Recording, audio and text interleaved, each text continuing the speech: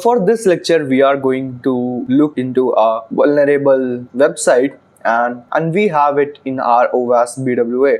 So let's navigate to OWASP multi-day tool as we have always done, and in the injection SQL, and then here in the extract data, and then click on user info SQL. Now what we have to do here is we have to enter our username and password, and since we don't know any username or password, let's try entering this simple comma here, and let's see if this website throws us any error or not, because these commas are usually used in SQL. So if we hit enter, there is nothing we have found. And now let's try giving an input as test/test comma test apostrophe, and if we hit enter, let's see if we can get any error or not. So as we can see, we have got an error and it says failure is always an option.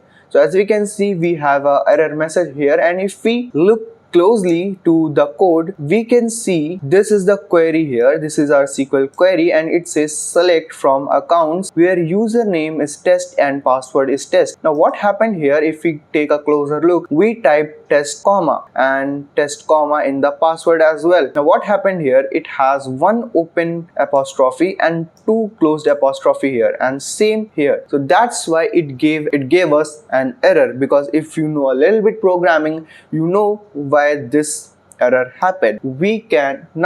What we can do here is, since we know that this website has a error, SQL injection vulnerability, and gave us this error, now we can perform some SQL queries. So what we are going to do here is we are going to type test comma or apostrophe 1 apostrophe equals to apostrophe 1, and just simply copy this, or you can type this as well here. And after we type this, I'm going to tell you something interesting. Now you might ask me why we didn't put an apostrophe in the end, because it has one open apostrophe and then one closed apostrophe. Now if you take a closer look, we already have a closing apostrophe here, so we don't need to put this here. And what this command means, basically, either this username have to be test or 1 equals 1. Now 1 is always equals 1, and that's why we have written this here. Now what will happen, it has to give username and passwords. This is the case or this is the case, and what it will do is